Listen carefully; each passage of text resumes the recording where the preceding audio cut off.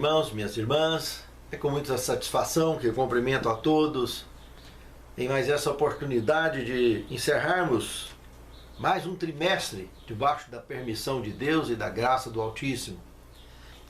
Eu gostaria de convidá-los para uma oração antes de prosseguirmos na avaliação do tema.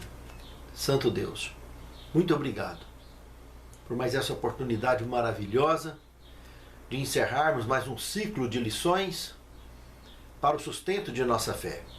Capacita-nos realmente à compreensão do mesmo, para que possamos não só entender, mas ter condições de praticar, vivenciar e de ensinar as pessoas que nos cercam.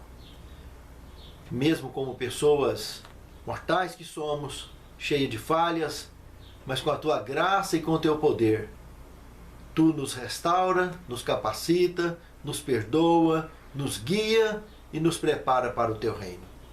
É o que te suplicamos, é o que te agradecemos em nome de Jesus. Amém, Senhor. Esse trimestre estudamos estações da família. Eu gostaria de convidá-los a abrir vossa lição no índice para termos uma síntese, uma ideia do que estudamos durante esse trimestre. O primeiro tema foi os ciclos da vida. Vimos que realmente esses ciclos na nossa vida é como um relógio que não para, está sempre movimentando. Gente vem, gente vai, e o relógio movimentando. Nascendo e morrendo gente, e o relógio movimentando. No que estudamos durante o trimestre, percebemos que esses ciclos, nesse mundo de pecado, a mesma coisa sempre.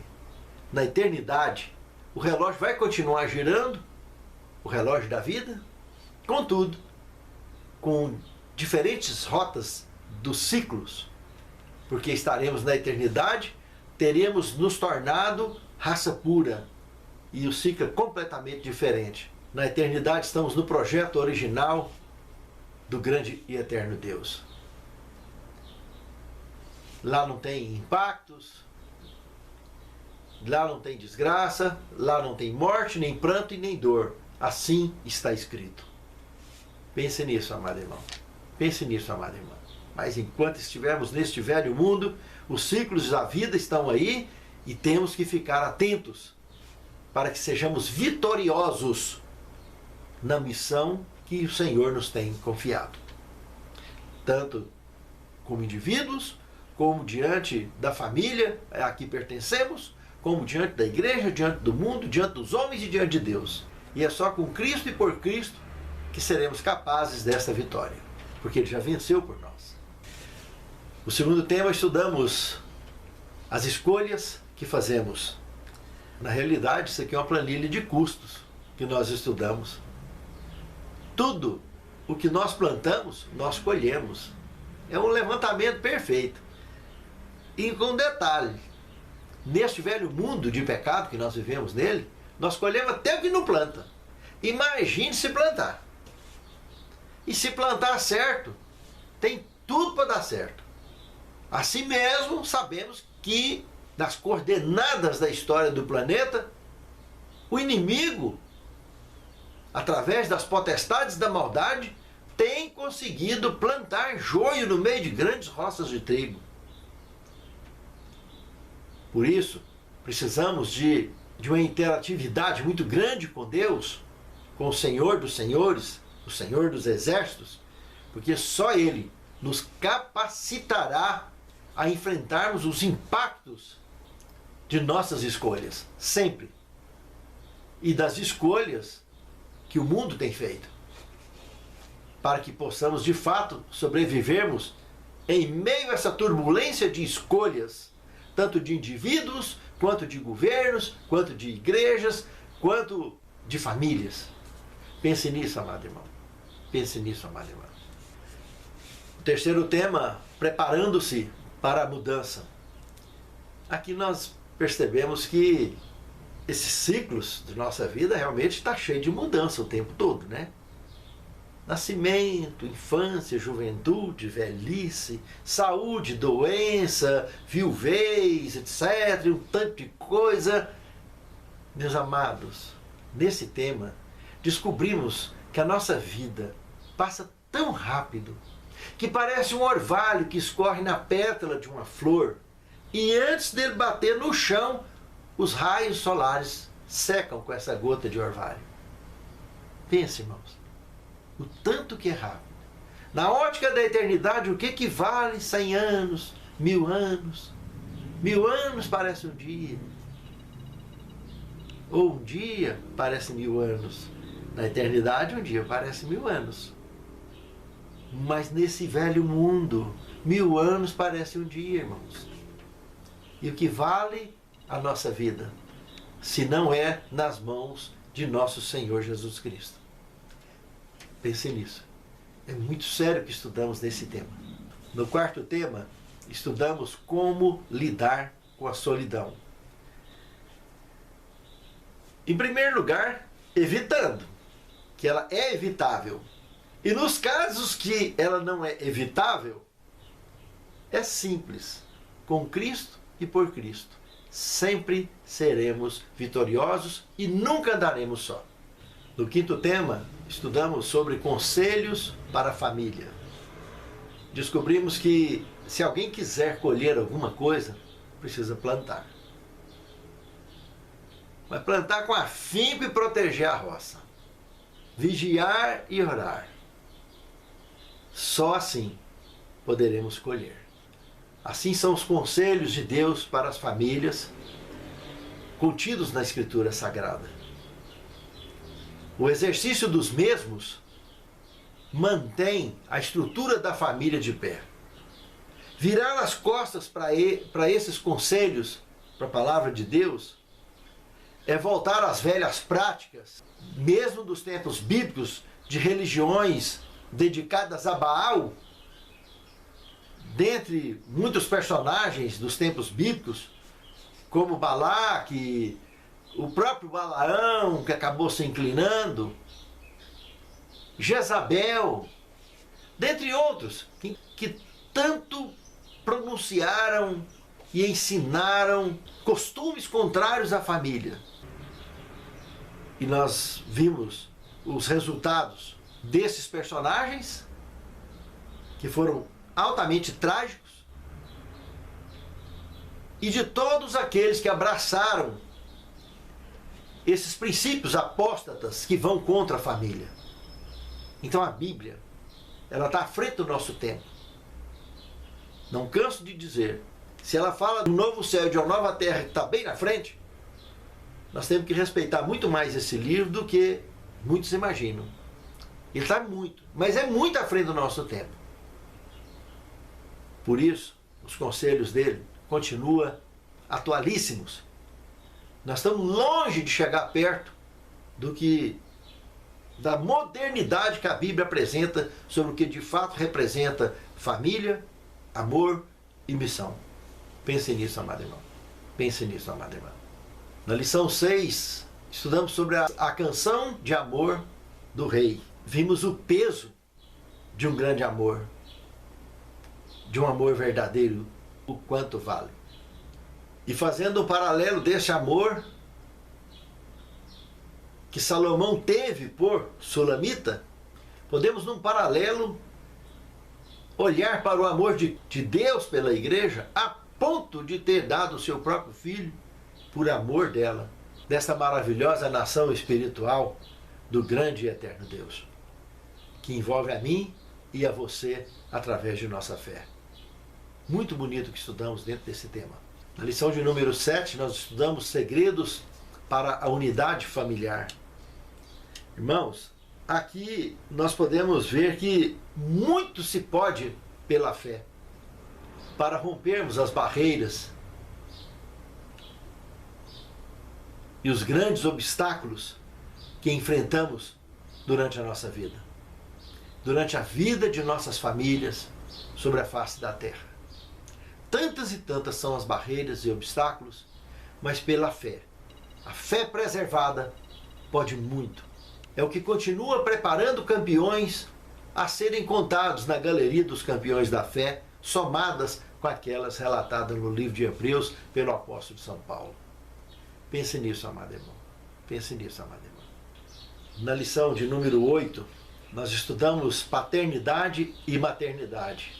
Percebemos a seriedade que tem ser um representante de Deus dentro de casa.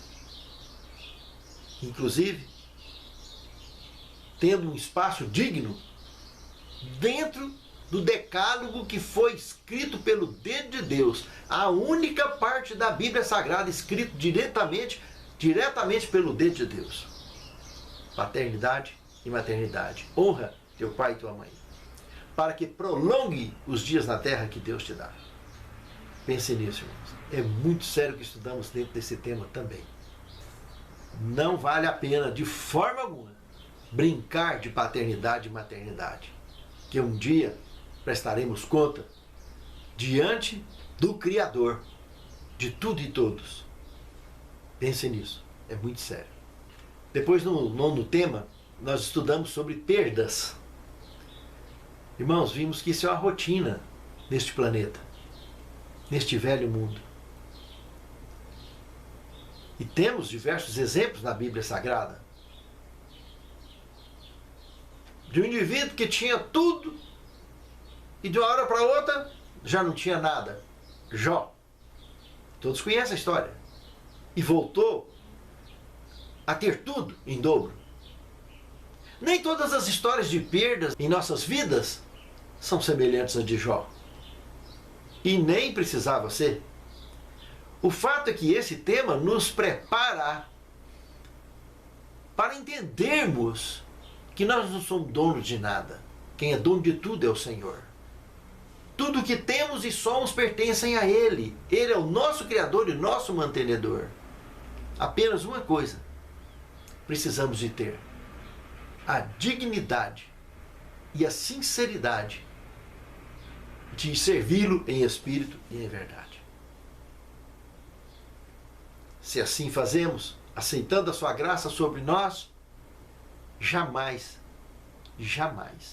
perderemos o principal, que é a vida eterna. Teremos a garantia da vida eterna, e o que temos como perda nesse mundo é coisa muito simples e passageira. O conforto e a certeza da vida eterna é o que nos consola e o que nos fortalece para prosseguirmos na jornada rumo ao cumprimento de nossa missão. Pense nisso, amado irmão. Pense nisso, amado irmão. Na lição de número 10, nós estudamos momentos difíceis. Aqui nós vimos uma série de assuntos relacionados com conflitos e com ira.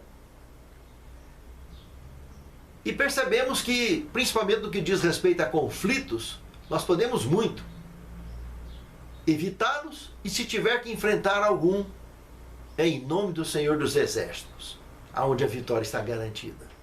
E ira, percebemos que é um sentimento indomável em mãos humanas, e somente nas mãos divinas ele tem de fato solução.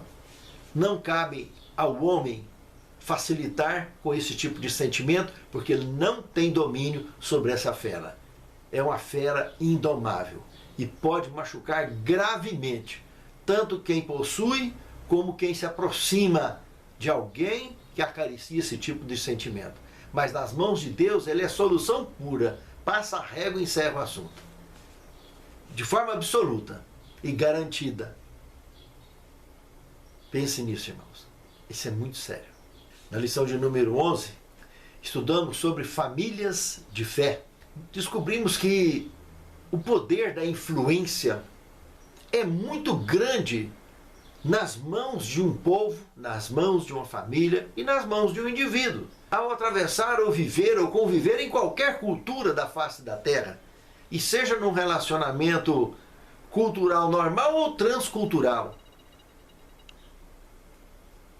o importante é não sermos influenciados, é influenciarmos as pessoas, atraindo-as aos pés de Cristo, o Salvador.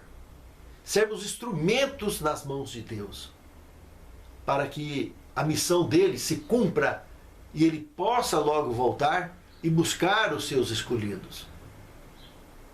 As boas influências devem sempre conduzir a vida daqueles que amam e temem e servem a Deus. No tema de número 12, uma pergunta feita pelo profeta Isaías ao rei Ezequias: o que viram em sua casa? Aqui o autor da lição conduziu a ideia do que aconteceu com aqueles embaixadores babilônicos no palácio do rei Ezequias, aonde eu jamais deveria ter feito essa besteira. A lição fez um paralelo mostrando que quando as pessoas entram em nossa casa, as visitas que recebemos deveriam sair influenciadas e tendo o que falar para a honra e a glória de Deus por ter visitado um pedaço do céu aqui na terra. Saber que existe lares de fato assim.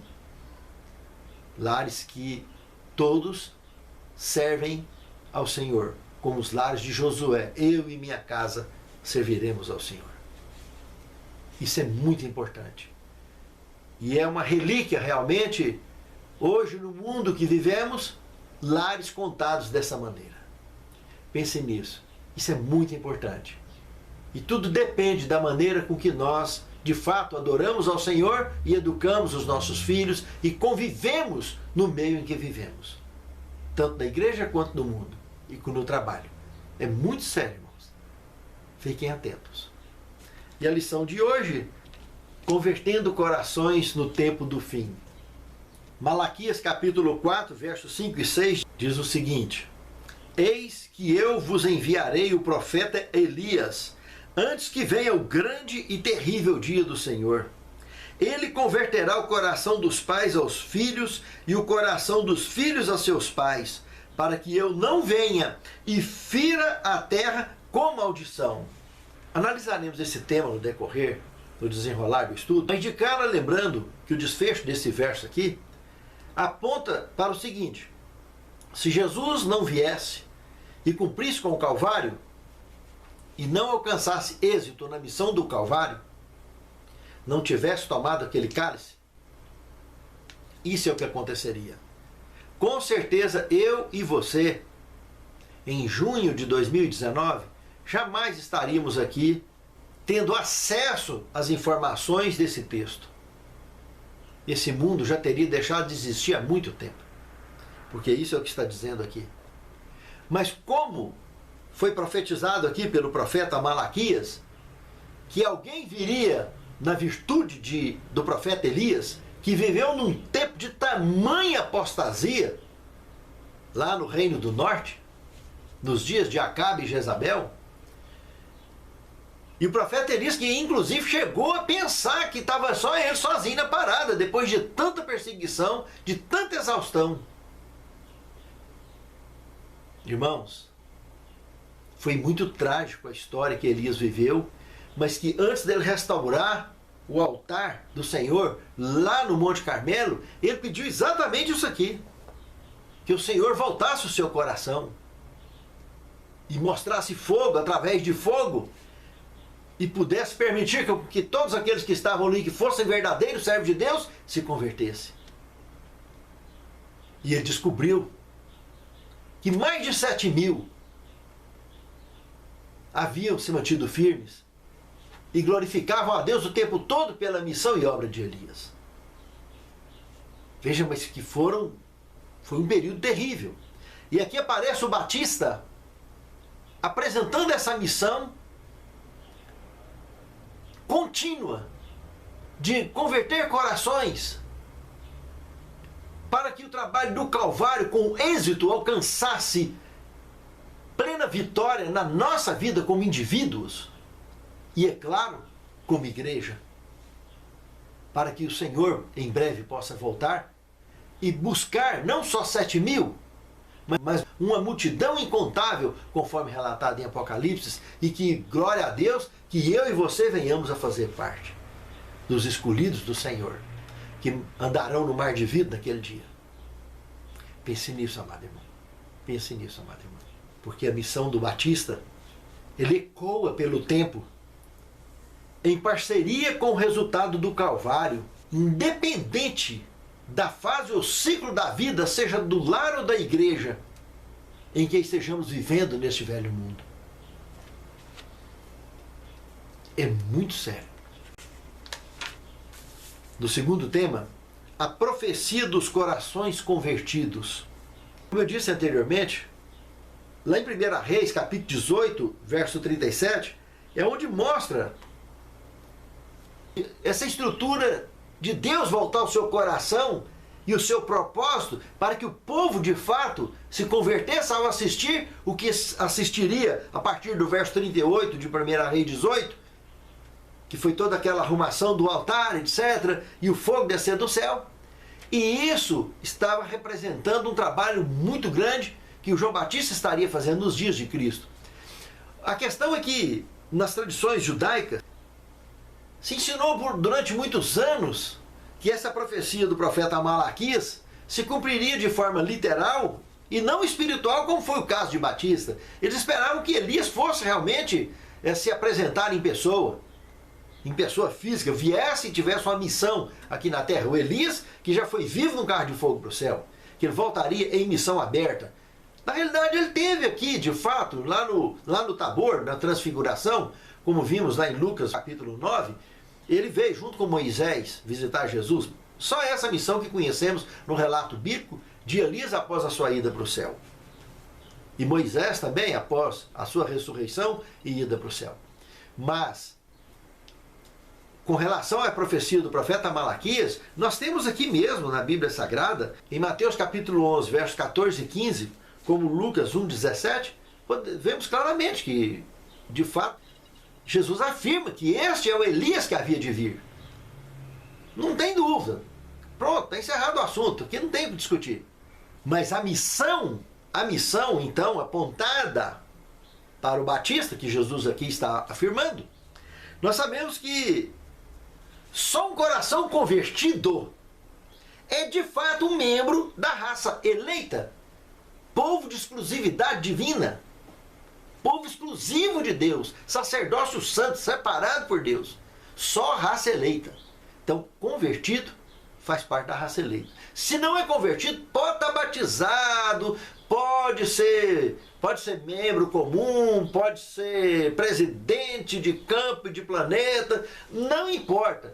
Está convertido, faz parte da raça eleita. E Jesus vem buscar. Se não fizer parte da raça eleita, não é convertido. E não convertido não vive com Deus, não anda com Deus. Deus vem buscar quem anda com Ele, vem buscar os seus. E só um convertido, então, um membro da raça eleita, será conduzido à Canaã celestial. Seja através da ressurreição, seja através do arrebatamento, ao encontro com o Senhor nos ares. Pense nisso, amado irmão. Pense nisso, amado irmão. Terceiro tema, reencontro da família. Ao estudarmos aqui 1 Reis 16, de 29 até o capítulo 17, verso 24, comparando com Lucas, capítulo 4, verso 25 e 26, ao estudar esses textos aqui, nós podemos notar claramente que a história do governo de Acabe com Jezabel, uma de suas esposas, ofendeu muito a obra de Deus naqueles dias pelo nível de apostasia alcançado. E o profeta Elias realmente penou muito para dar conta de coordenar a missão de Deus na terra em nome do Senhor dos Exércitos. Religiões de cunho satânico, como cultos a Baal e a Astarote e a Será, como eram os costumes dos antigos sidônios, contaminou o reino do norte de maneira completa. O reino onde, administrado então por Acabe, e sob uma influência maléfica dessa rainha impiedosa e promíscua, que lamentavelmente desestruturou os lares de Israel naquele tempo, combatendo exatamente os princípios fundamentais da família, da moral e dos bons hábitos e bons costumes. E do ponto de vista religioso, um caos absoluto. E pensa numa pessoa impiedosa e má como Jezabel, e influenciava o rei de Israel a oprimir o povo semelhantemente. Jesus, lá no Evangelho de Lucas, faz alusão a esse período, comentando que Elias não teve condição de fazer milagre algum ali dentro, nesse período, com o povo morrendo de fome, com tanta viúva e etc. E acabou atendendo uma viúva lá em Sarepta, fazendo milagre para lá. Chegou a ressuscitar o filho da viúva de Sarepta. E algumas vezes que ele fez alusão a esse assunto nos seus dias, Jesus, o povo teve quase pegando em pedra para dar nele. Porque machucou, feriu. Porque ele estava mostrando que nos dias dele ali, de Cristo, não estava diferente. A liderança da igreja constantemente, tanto por João Batista como pelo próprio Cristo, foi chamada de raça de víbora. Porque estava totalmente pervertido. Ele teve que pegar um chicote no templo e expulsar os cambistas, dar um limpa lá dentro. Porque o nível de apostasia, de propósito religioso apostatado, estava tão elevado, ele perdeu o chão. Ele realmente passou a mão no chicote e deu na turma. Colocou para correr todo mundo. E ninguém prendeu ele por causa disso. Tiveram medo dele. Eu imagino que o seu rosto brilhou. Que a glória do Pai brilhou sobre ele naquele momento, para as pessoas não terem partido para cima dele. Porque os soldados do templo estavam ali, junto com o sumo sacerdote, com Caifás, com Anás e vários outros mais. Grandes autoridades ali, era um momento de muito movimento. E Jesus faz esse paralelo. E hoje não é diferente. Porque tem muita estrutura, tanto em governos de cunho marxista, que vão contra os princípios da família, que promovem a promiscuidade, a homossexualidade, costumes antibíblicos muito antigos, que sempre na Bíblia Sagrada consta uma forma exemplar da atuação de Deus contra isso, contra esses maus hábitos e maus costumes. Se Deus fosse agir hoje da forma que agiu nos tempos bíblicos para resolver esse assunto, seguramente assistiríamos coisas totalmente trágicas. Mas não está acontecendo dessa forma hoje. Mas pode ter certeza, assim que ele aparecer nas nuvens do céu, muito pior vai acontecer. Porque muitos pedirão as pedras para cair na cabeça, para esconder do rosto daquele que está sentado no trono, porque é vindo o grande dia da sua ira, e quem poderá subsistir? A família é a base do êxito de qualquer governo, de qualquer igreja, de qualquer sociedade e de qualquer indivíduo, porque a família é a referência mais sensata de qualquer mortal. Pense nisso, amado irmão. Pense nisso, amado irmão. Quarto tema, convertendo corações no altar. Quando olhamos para 1 Reis, no capítulo 18, do verso 20 ao 45, para olhar o que João Batista tentou fazer no Novo Testamento, inspirado então aqui no texto do momento em que Elias promoveu uma obra parecida, num paralelo apenas, muito interessante, nós podemos perceber que a primeira coisa que o profeta fez foi restaurar o altar do Senhor, de 12 pedras. Eu não sei se são 12 pedras que o seu lar está precisando restaurar. Se são 2, se são 3. Elias restaurou 12. Tem muita pedra nos altares de nossas vidas que precisa de fato estar sendo cuidada, mantida, limpa, para que esse altar não desmorone no exercício de nossa fé. Porque quando o altar desmorona, nós não temos como servir a Deus em espírito e em verdade, porque o altar da nossa fé está desmoronado. Mas quando o altar da fé está restaurado, está bonitinho o tempo todo, está cuidado, a fé não abala. Aconteça sol ou chuva, a nossa fé é a mesma, retilínea, porque o altar está restaurado, está firme. O profeta Elias fez foi colocar o sacrifício em cima do altar. Fé sem renúncia não existe, meus irmãos. Com isso na cabeça. é a maior desgraça de qualquer século é pensar que existe fé sem renúncia. Precisa de ter renúncia. E renunciar não é fácil, porque os prazeres da vida são múltiplos, mas o objetivo da nossa fé é alcançar algo que está além do nosso tempo, a vida eterna. Por isso, lembre-se, sacrifício sobre o altar é fundamental. Fé sem renúncia não leva ninguém a nada. A terceira coisa que o profeta Elias fez foi jogar água em cima do sacrifício. Aqui já fica uma ideia de nós não abrirmos mão do nosso voto batismal, de estar vivendo o nosso batismo. Não precisa estar tomando banho toda hora. Agora, se não batizou, está dependendo de batismo ainda, é batizar logo. Porque não adianta sacrifício, não adianta altar, não adianta nada. Porque quem não batizar da água e do Espírito não pode nem ver o reino de Deus, quanto menos entrar, foi o que Cristo disse.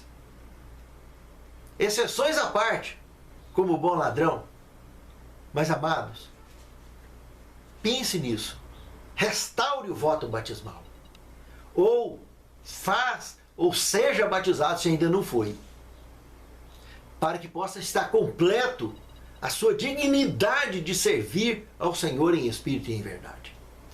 A quarta coisa que ele fez foi suplicar e assistir o fogo descendo e consumindo o sacrifício. Aí nós vemos o Espírito Santo. Clamar pelo Espírito Santo para que sejamos batizados no Espírito Santo e no fogo. No Espírito Santo é estar convertido. De fato, isso é ser batizado no Espírito. Porque a obra do Espírito é convencer o mundo do pecado, da justiça e do juízo. Se eu estou batizado no Espírito, então eu estou convertido. E vou participar dessa missão. De convencer o mundo do pecado, da justiça e do juízo. Porque eu já estou convencido. Agora, no fogo é no entusiasmo de fazer isso por amor. E não por obrigação. E a última coisa que aconteceu nessa avaliação do Carmelo foi matar os velhos hábitos. Nos dias de Elias foi 850. Exterminou um por um ao fio da espada. Os nossos velhos hábitos. Não sei quantos hábitos você tem. Eu conheço os meus. E preciso lutar diariamente para exterminá-los. Nos ciclos de nossa vida, essa luta é constante. Por isso, Paulo, lá no livro de Romanos, no capítulo 7, quando ele falou do conflito entre o bem e o mal, o conflito que ele vivia dentro de si mesmo, que o bem que eu quero fazer, se eu não faço, mas o mal que eu não quero fazer, se eu faço, porque o pecado habita em mim. Ele um dia pôde dizer que combateu com bom combate, guardou a carreira e a fé. Ele conseguiu eliminar. Não interessa se foi 800, se foi 1000, se foi 1, se foi 2, se foi 3 mau hábitos. Mas ele travou essa luta e venceu. Eu e você também precisamos vencer. Antes que seja tarde demais. Porque quem não vence será vencido. E ser vencido não vale a pena. Porque Cristo já venceu por nós. A obra principal do Batista se resumiu em converter corações no altar. Que o altar da nossa fé esteja sempre restaurado e prontos para dizer: eis-me aqui, Senhor. O que queres que eu faça? Paulo levantou cego e disposto a cumprir com a missão do Ide. Foi curado da sua cegueira. Muito aprendeu na sua jornada cristã. E morreu contado entre os campeões da galeria dos campeões da fé, com certeza. E eu e você, o que estamos fazendo? Restauremos o altar da nossa fé. Pense nisso, amado irmão. Pense nisso, amado irmão. Quinto tema, convertendo corações no Jordão. Como eu disse, a obra do Batista foi uma representação espiritual do Carmelo nos seus dias. E Jesus deu seguimento a isso. Aquele texto que nós já comentamos lá atrás, de Mateus 11:14, Jesus confirma que Batista era o Elias que havia de vir. A liderança do governo naqueles dias, e a liderança da igreja, dos dias de Cristo, era chamada de raça de víbora. Imagina se Jezabel e Acabe tinha diferença nos seus dias. Vivendo do bom e do melhor do palácio, e o povo morrendo de sede e de fome. E quem quisesse comer, tinha que se render a Baal. Matar profetas e pendurar nos muros, como fez Jezabel. Perseguir e matar os que não adoravam a Baal. Pense, irmãos, que horror que foi. Pensa se eles não eram vistos como raça de víboras naquele tempo. É terrível, irmãos. E saber que essa encrenca tem perdurado na história da humanidade. Tem muita víbora esparramada dentro das igrejas, pelo mundo afora, até hoje. Pessoas falsas, pessoas que não conseguem adorar a Deus em espírito e em verdade, servir a Deus com amor incondicional, conviver com o próximo com amor incondicional, porque tem o sangue de víbora. Só serve por interesse, só ama por base de troca. Isso é muito grave. São corações duros que não se convertem. E que na história dos tempos bíblicos foi trágico o resultado desses indivíduos que viveram e que vivem assim. Jesus, em sua missão no Calvário, deixou uma missão para a igreja, como referência a ele mesmo, a influenciar corações, a se render ao Senhor dos Exércitos, a fazer parte do exército do Senhor, para que não sejam contados dentre aqueles que serão cortados, como foram os profetas de Baal e Aserá nos dias do profeta Elias. A espada que Jesus trouxe é diferente da espada que Elias usou para literalmente executar os profetas de Baal. A espada que Jesus trouxe é a espada do Espírito, é a espada que causa divisão, porque é a espada da palavra de Deus, a espada que fala a verdade, fala com profundidade, mas é a espada também que um dia fará separação de joio e trigo, fará separação de ovelhas e cabritos. Mas essa espada precisa ser compreendida hoje. Essa espada do Espírito precisa ser entendida e vivida e usada para a honra e glória de Deus hoje, antes que seja tarde demais. Porque só quem consegue viver a conversão do Jordão de fato, quem consegue reavaliar o seu voto batismal, quem consegue reavaliar o seu voto de batismo no Espírito Santo e no fogo, consegue se manter como raça eleita na graça do Altíssimo e em muito breve ser contado dentre aqueles que irão de encontro com o Senhor nos ares. Pense nisso, amado irmão. Pense nisso, amado irmão. Sexto tema, convertendo corações nos últimos dias. O que disse Cristo aqui foi que irá diante dele no espírito e poder de Elias para converter corações dos pais dos filhos e os rebeldes à prudência dos justos, a fim de preparar para o Senhor um povo apercebido. Sabe, irmãos, para que isso se cumpra, em suma, é cumprir com a missão do ID, nós como igreja precisamos de refletirmos profundamente e tentar ajustar para com força máxima e plena conseguirmos romper diversas barreiras que ainda dificultam o avanço da pregação do Evangelho. A conversão é a base principal delas. Viver e adorar o Senhor em espírito e em verdade. Mas os velhos hábitos de ficar criando dificuldades, burocracias, dificultando o acesso ao batismo em assuntos que não precisava, muitas vezes as nossas regras criadas dificultam o acesso ao tanque batismal. A questão de casamento, por exemplo, matrimônio.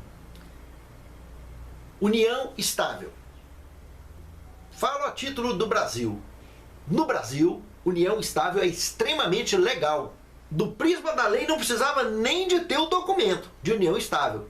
Passou de 2 anos juntos, comprovou, assunto encerrado. É união estável, é considerado união estável. Diante da lei, é matrimônio, ponto final. Direitos confirmados. Meus amados, preste atenção. Não querer batizar uma pessoa, se ela não for casada no civil, normalmente, a moda antiga, é uma exigência que já passou, já ficou para trás. Porque casamento e divórcio nunca foi ato religioso na Bíblia Sagrada. Não tem um feito dentro de igreja. E muito menos desfeito. Como vimos na história de Esdras, lá no capítulo 10, apesar de Deus detestar o divórcio, ali nós assistimos milhares de divórcios feitos, que levou dias para consumar todos aqueles divórcios. Imagina a sensação divina nesse assunto. Se ele detesta o divórcio, tem que assistir o que assistiu naquele tempo. Meus amados, divórcio e casamento não cabe interferência religiosa nesse contexto, e muito menos dificultar acesso ao batismo para isso.